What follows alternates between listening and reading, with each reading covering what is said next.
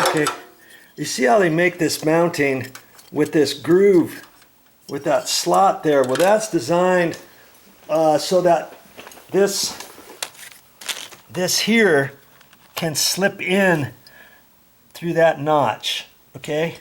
Right in through there, okay? And so when I put that up there, I have to kind of keep that in mind so I know about where to put the existing wires up there. And whenever you get a mounting box, make sure it comes with the mounting screws, because with most ceiling fans, for some reason, they don't give you any mounting screws for this. And that's something. And 2 mounting screws are those. And so, see, when I hold this up there, I can either put it that direction, or I can flip it around and put it that direction. Now see where the knuckle fits right there, it would either fit to the left, or if I put it this way, I'd have to fit it into the right.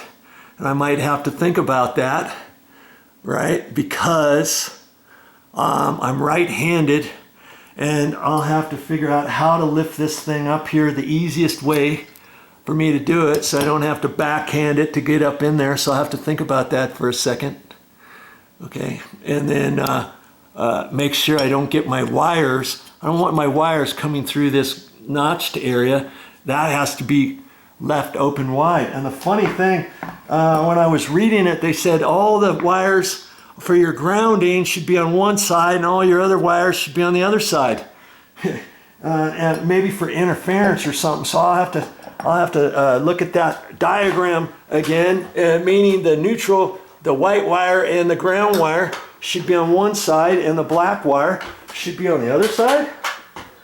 And I've never really thought about that before. I've just wired it up however it comes. Ground wires on one side, white, black, blue on the other side. I'll look at that for a second and decide how I want to get that mounted up there, okay?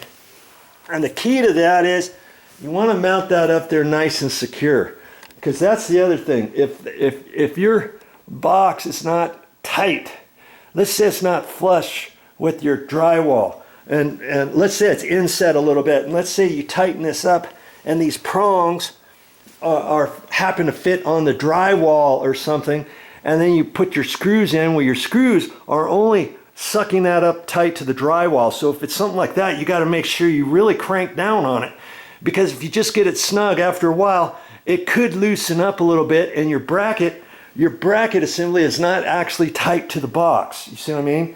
And so if your ceiling fan were to ever wobble, is it always because this knuckle gets loose? No, the knuckle could be tight.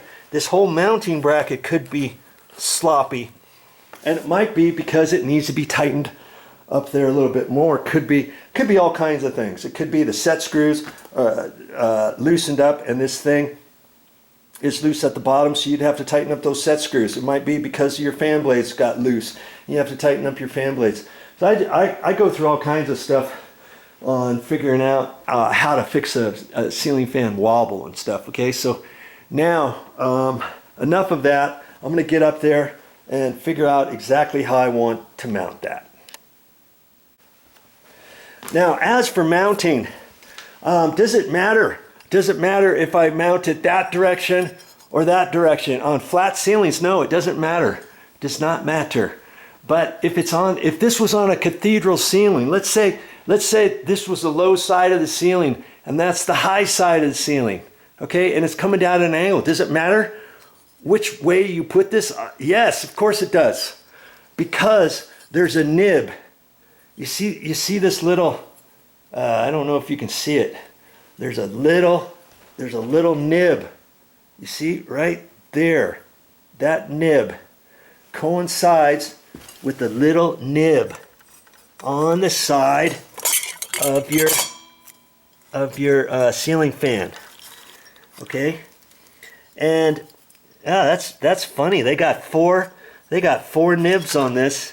So once you put it in, you just have to swivel that to where it fits. Your nib fits on that little holder thing, and that keeps your knuckle from moving around.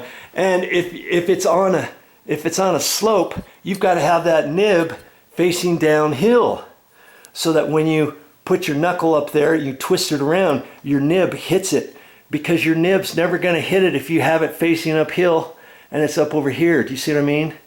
Chances are it's not going to hit it very well. And maybe they've had that problem and issues before, and maybe that's why they put nibs all the way around this thing. I don't know. But for me, I would always try to put that nib facing down. And maybe, depending how your box is set up, maybe the box is set up where you can't exactly run it across this way. Maybe the mounting screws are sideways, so this nib might not necessarily be on the downhill side, but it's going to be on the side rather than the uphill. Do you see what I mean? Depending how you do this, I would still do it like that rather than a different way. You see what I'm saying? And so you just have to kind of pay attention if you're on a ceiling with an angle. Okay? Think about it.